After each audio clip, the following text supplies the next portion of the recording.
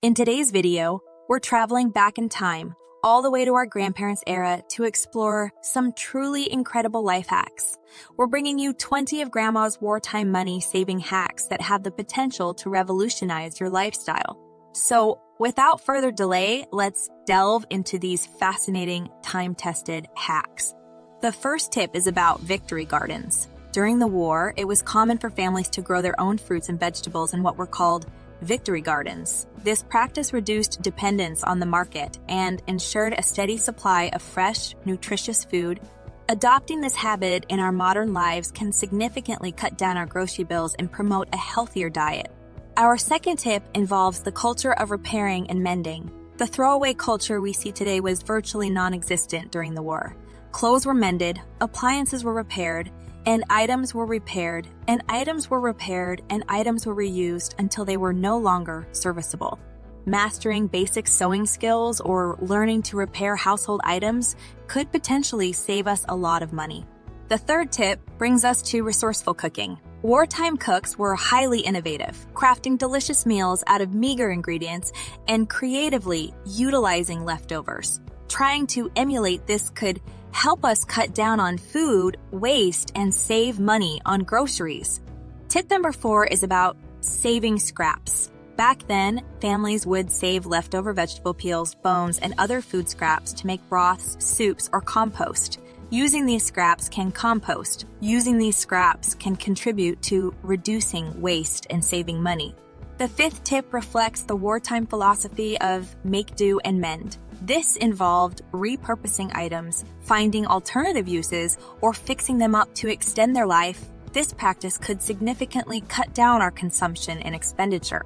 Our sixth tip involves preserving food. Methods like canning, pickling, and dehydrating were frequently used to keep food from spoiling.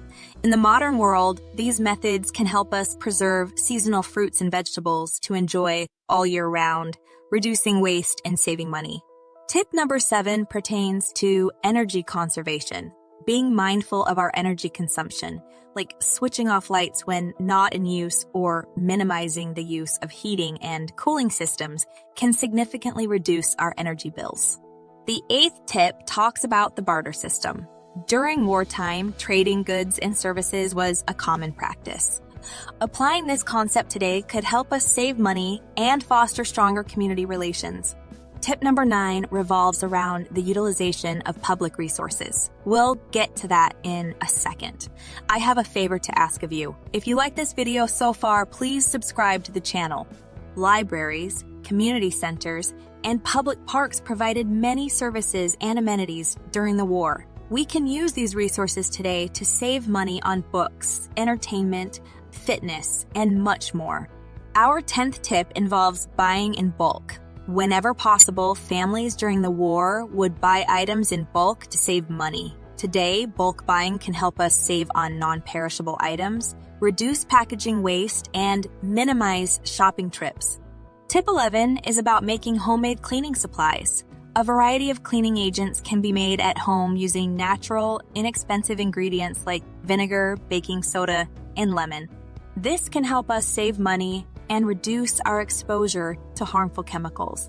The 12th tip encourages us to walk or cycle. To conserve fuel, people would often resort to walking or cycling for short trips. In today's world, these methods can help us save on transportation costs and also provide the added benefit of exercise. Tip number 13 involves darning socks. Instead of discarding socks with holes, people used to mend them, extending their usability. Learning this simple skill can save money and reduce waste. Our 14th tip is about frugal celebrations. During the war, people often celebrated events in simple and inexpensive ways. This serves as a reminder that the joy of a celebration comes from togetherness and not from extravagant spending.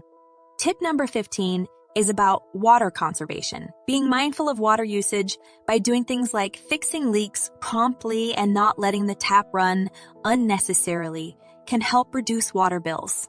The 16th tip encourages us to make homemade gifts. Handmade gifts were more prevalent and appreciated during wartime. Making your own gifts can be a meaningful and budget-friendly option for holidays and birthdays. Our 17th tip talks about the benefits of community sharing. Neighbors would often share resources like tools, books, and even childcare responsibilities. Implementing such practices today can help us save money and strengthen community bonds.